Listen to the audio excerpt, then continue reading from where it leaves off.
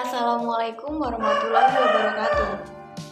Saya Anggunda Sinta dari kelas Tadris Kimia 2A dengan NIM 1860212221007. Saya membuat video ini dalam rangka memenuhi tugas UAS Filsafat Umum. Berikut jawaban saya terkait pertanyaan-pertanyaan yang telah disediakan.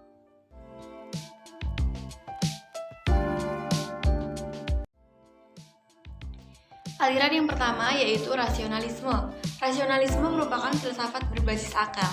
Rasionalisme ini berasal dari kata rasio yang berarti akal dan isme yang berarti aliran atau paham. Tokoh-tokoh rasionalisme yang pertama yaitu René Descartes. René Descartes ini merupakan seorang filsuf Prancis. Beliau disebut sebagai bapak filsafat modern karena beliau merupakan pendiri rasionalisme. Metode filsafat René Descartes ini yang terkenal yaitu metode cogito ergo sum. Cogito artinya metode keraguan, cogito ergo sum artinya aku berpikir maka aku ada. Substansi wujud menurut René Descartes utamanya terdiri dari 3 yang sering disebut dengan trinitas, yaitu Allah, jiwa, dan materi. Selanjutnya yaitu Leibniz yang merupakan seorang filsuf Jerman. Menurut Leibniz, pandangan substansi ada banyak. Masing-masing substansi tersebut tersusun atas monad. Yang ketiga yaitu Spinoza. Menurut Spinoza, substansi hanya ada satu, yaitu Tuhan. Tuhannya Spinoza adalah alam semesta. Spinoza ini menganut teori emanasi atau teori pancaran. Menurut paham rasionalisme, pengetahuan manusia yang utama adalah dari akal manusia. Apa yang datang dan selain dari agama manusia sifatnya nisbi atau relatif dan berubah-ubah. Oleh karena itu, tidak bisa dijadikan sebagai standar kebenaran pengetahuan. Yang kedua yaitu empirisme, filsafat berbasis pengalaman. Pandangan pengetahuan menurut empirisme ini terbagi menjadi 2, yaitu a priori deduktif dan a posteriori induktif. Empirisme ini berasal dari kata empiris atau experience yang artinya pengalaman dan isme yang artinya aliran atau paham. Tokoh-tokoh empirisme antara lain 1. Francis Bacon. Beliau merupakan filsuf Inggris. Francis Bacon ini merupakan pendiri aliran empirisme yang sering disebut sebagai bapak empirisme. Menurut Francis Bacon, pengalaman merupakan sumber pengetahuan sejati. Pemikiran Francis Bacon ini dimulai dari hal-hal yang bersifat khusus ke umum melalui metode induksi. Yang kedua yaitu John Locke. John Locke ini adalah seorang filsuf Inggris. Beliau mengungkapkan teori tabula rasa yang berarti kertas kosong atau kertas putih. Menurutnya pengetahuan berasal dari pengetahuan lahiriah atau sense atau external sensation atau kesan, dan pengetahuan batiniah internal sense atau reflection atau gagasan. Sehingga proses manusia mendapatkan pengetahuan berasal dari perpaduan pengalaman lahiriah dan batiniah. Yang ketiga yaitu Thomas Hobbes. Thomas Hobbes ini juga seorang filsuf Inggris. Beliau menganut teori materialisme yang mana menurutnya akal bersifat pasif. Pengetahuan akal berasal dari pengalaman indrawi. Pengalaman indrawi ini berperan sebagai permulaan segala pengetahuan, sehingga apa yang dapat diindra, maka itulah kebenarannya. Yang keempat yaitu David Hume. David Hume ini seorang filsuf yang berasal dari Skotlandia. Menurut David Hume ini, semua pengetahuan dimulai dari pengetahuan indera sebagai dasar. Menurutnya, pengetahuan manusia diperoleh dari kesan atau sensasi yang bersumber dari penginderaan dan gagasan atau refleksi yang bersumber dari ingatan-ingatan akan kesan-kesan. Sehingga akhirnya semua berpangkal pada keyakinan bahwa hanya kesan-kesanlah yang pasti jelas dan tidak diragukan. Tidak ada hukum kausalitas dalam pandangan Hume ini, yang ada hanya urutan gejala. Yang kelima adalah George Berkeley. George Berkeley ini adalah filsuf Irlandia. George Berkeley adalah seorang filsuf yang menentang rasionalisme dan empirisme klasik. Berkeley percaya bahwa hanya persepsi pikiran dan roh yang merasakan adalah apa yang ada dalam kenyataan. Apa yang orang rasakan setiap hari hanyalah gagasan tentang keberadaan suatu objek, tetapi objek itu sendiri tidak dirasakan. Sehingga akhirnya Berkeley ini menganut pandangan immaterialisme yang menyangkal adanya suatu dunia yang ada di luar kesadaran manusia. Menurutnya, pengetahuan manusia berasal dari pengalaman rohani. Berdasarkan pandangan empirisme tersebut, kemudian disimpulkan bahwa menurut empirisme, pengetahuan manusia yang pasti adalah berasal dari pengalaman manusia. Artinya, pengalaman manusia menjadi satu-satunya sumber pengetahuan manusia. Pengalaman yang dimaksud ini bisa berupa indrawi dan bisa juga berupa pengalaman rohani. Yang keempat yaitu kritisisme Immanuel Kant Jerman. Immanuel Kant melalui 3 periode pemikiran. Yang pertama yaitu periode rasionalistis. Periode ini dimulai ketika beliau mempelajari filsafat. Yang kedua yaitu pada tahun 1756. Beliau mulai menerjemahkan karya David Hume ke dalam bahasa Jerman, dan mulai saat ini beliau mulai terpengaruh oleh skeptisme Hume. Yang ketiga yaitu periode kritis. Periode ini dimulai sekitar tahun 1770, dan pada saat inilah Immanuel Kant mendapat pencerahan tentang nilai-nilai hukum ilmiah dan mulai mengungkapkan teori-teori kritiknya. Filsafat Immanuel Kant ini diajukan untuk menjembatani pertentangan antara teori rasionalisme dan empirisisme. Karena menurut Immanuel Kant, baik rasionalisme maupun empirisisme ini masih memiliki kelemahan dan belum mampu membimbing pencarian manusia untuk memperoleh pengetahuan yang pasti. Sehingga akhirnya lahirlah pengetahuan ala kritisisme yang berbentuk sintetik a priori, yakni suatu bentuk putusan yang bersifat umum, universal, dan pasti. Untuk memperoleh sintetik a priori ini, Immanuel Kant melalui 3 tahapan yang perlu digagas olehnya, yaitu tahap indrawi, tahap rasional, dan tahap akal budi. Setelah memperoleh hasil dari pengamatan indrawi, pengetahuan yang bersifat objektif dan universal ini kemudian diproses menggunakan akal atau rasio yang bersamaan dengan pengamatan indrawi ini bekerja juga akal budi. Secara spontan yang memiliki tugas untuk menyusun dan menghubungkan data-data indrawi sehingga nantinya akan menghasilkan putusan-putusan. Akal budi ini akan diperoleh ketika terjadi sintesis antara pengalaman indrawi dengan bentuk a priori yang oleh Kant dinamai sebagai kategori, yakni ide-ide bawaan yang mempunyai fungsi epistemologi dalam diri manusia. Kritisisme ini memiliki beberapa ciri-ciri, yaitu 1. Menganggap bahwa objek pengamatan itu berpusat pada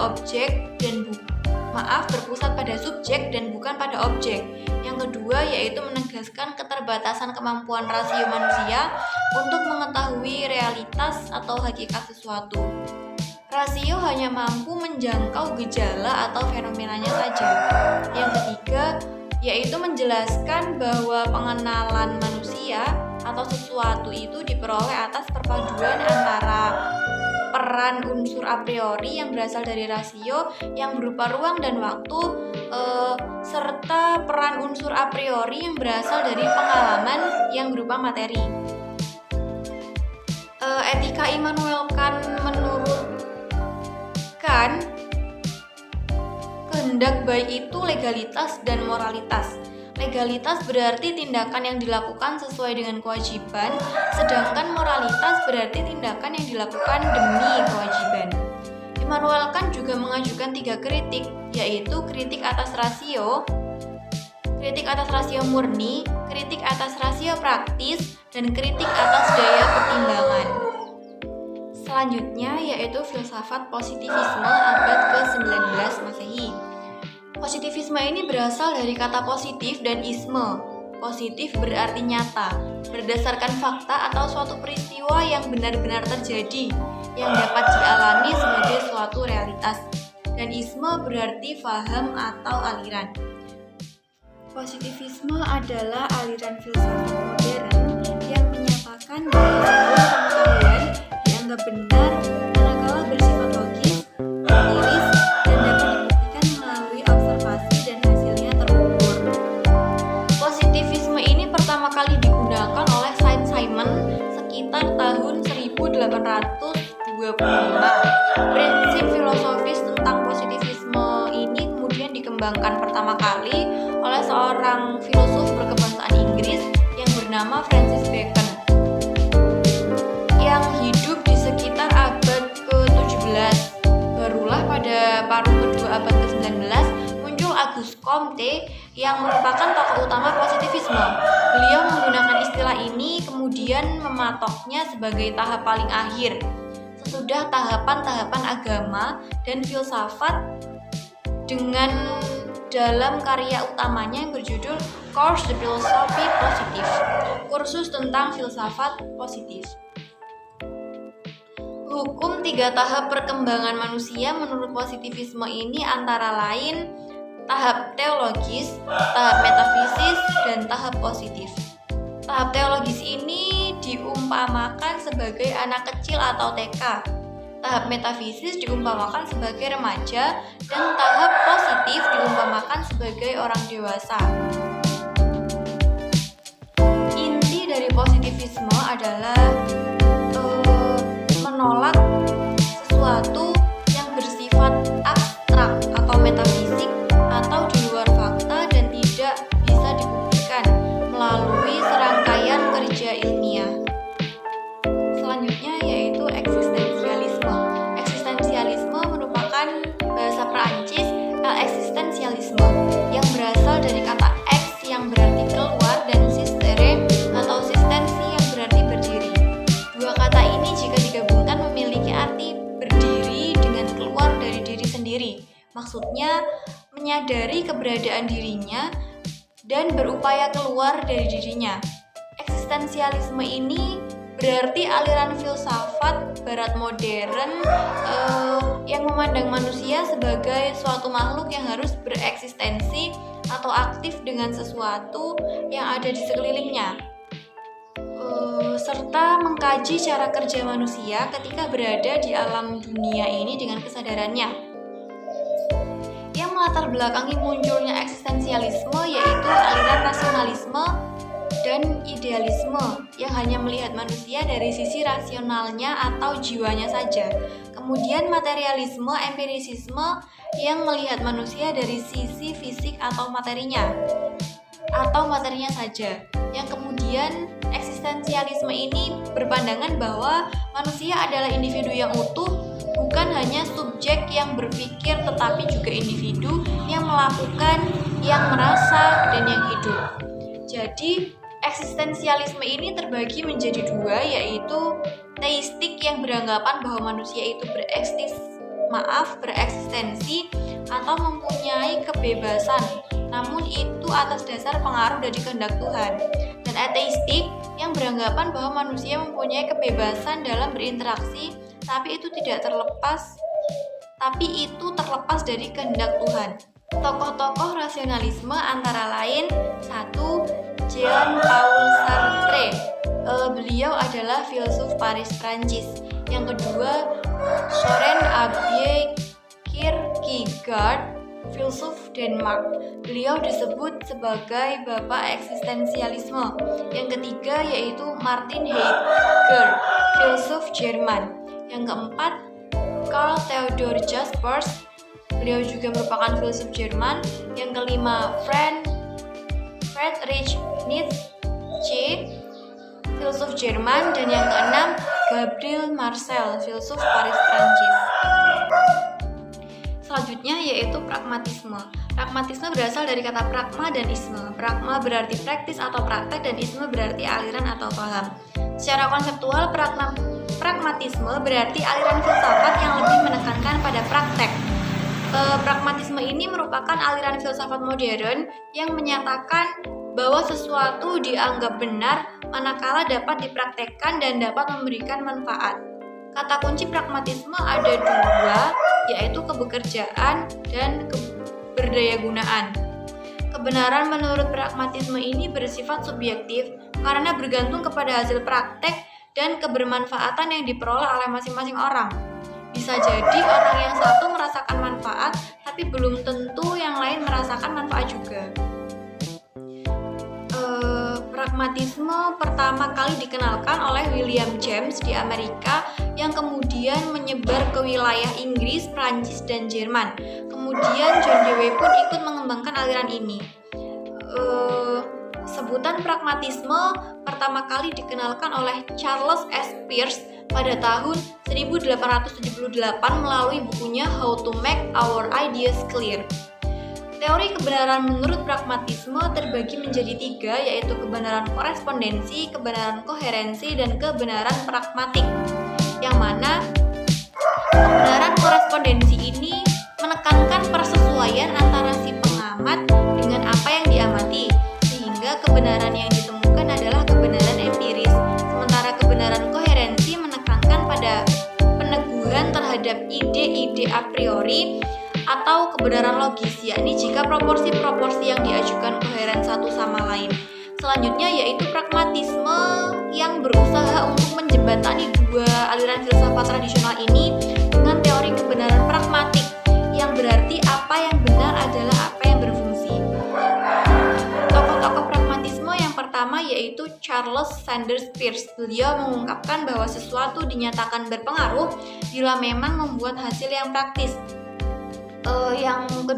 Pragmatisme sebenarnya bukan sesuatu metafisika dan juga bukan teori kebenaran, melainkan suatu teknik pemecahan masalah. Yang kedua yaitu William James. Dia mengungkapkan tidak ada kebenaran mutlak yang berlaku umum, bersifat tetap dan berdiri sendiri. Yang ketiga yaitu John Dewey. Paham pragmatis John Dewey sering disebut dengan instrumentalis. Ini merupakan pandangan metodologis bahwa ide adalah instrumen yang berguna dan bahwa nilai suatu ide didasarkan pada seberapa efektif ide tersebut dalam menjelaskan dan memprediksi fenomena. Inti dari paham pragmatisme ini adalah bahwa orang-orang pragmatis tidak ingin direpotkan dengan pertanyaan yang merepotkan dan terlalu mendalam. Mereka hanya meyakini bahwa yang benar adalah yang bisa dilakukan secara langsung dan dirasakan manfaatnya.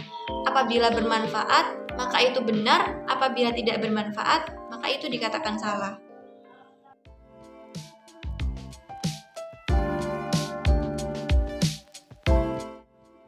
Epistemologi Barat yang dapat mengkaji baik itu fisik maupun metafisik menurut saya adalah kritisisme. Karena adanya kritisisme ini memang untuk menjembatani pertentangan antara rasionalisme dan empirisisme. Kritisisme ini mengkritik dan berusaha mensintesakan keduanya. Karena menurutnya, baik itu rasionalisme maupun empirisisme sama-sama benar, tapi tidak sepenuhnya benar karena rasionalisme hanya mengacu pada rasio atau akal, sementara empirisisme hanya berpatokan pada pengalaman. Salah satu contoh bahwa rasionalisme dapat mengkaji hal-hal yang metafisik dilihat dari tokoh Leibniz. Menurutnya, substansi itu ada banyak dan setiap substansi itu tersusun atas monad yang bersifat spiritual, terbatas dan tidak kekal. Oleh karena itu pasti ada sesuatu yang lebih sempurna yang disebut supermonad dan ini mengarah ke Tuhan. Tokoh empirisisme yang juga mempercayai metafisik yaitu George Berkeley. Dia menganut pandangan immaterialisme yang menyangkal adanya suatu dunia yang ada di luar kesadaran manusia. Namun Berkeley mempertanyakan kesimpulan bahwa pengalaman indrawi kita disebabkan oleh hal-hal material atau bahwa pengalaman indrawi kita adalah dari hal-hal material. Argumennya ini kemudian membawanya untuk benar-benar menyangkal keberadaan materi sama sekali. Sehingga item utama terakhir dalam ontologi Berkeley adalah Tuhan. Berkeley percaya bahwa begitu dia membangun idealisme, dia memiliki argumen baru dan meyakinkan tentang keberadaan Tuhan sebagai penyebab ide-ide indera kita ada. Menurut saya, Beberapa keuntungan dan hal yang dapat saya ambil setelah mempelajari epistemologi barat ini, yaitu saya mengetahui macam-macam asumsi dasar ilmu pengetahuan, serta memahami kekuatan dan kelemahan dalam setiap teori yang disampaikan. Dari ini saya dapat menentukan apakah suatu klaim atau keyakinan itu dapat dianggap sebagai pengetahuan yang sah atau tidak. Demikian jawaban yang saya sampaikan atas pertanyaan yang tersedia. Saya memohon maaf jika banyak tutur kata saya yang salah ketika menyampaikan jawaban. Terima kasih. Wassalamualaikum warahmatullahi wabarakatuh.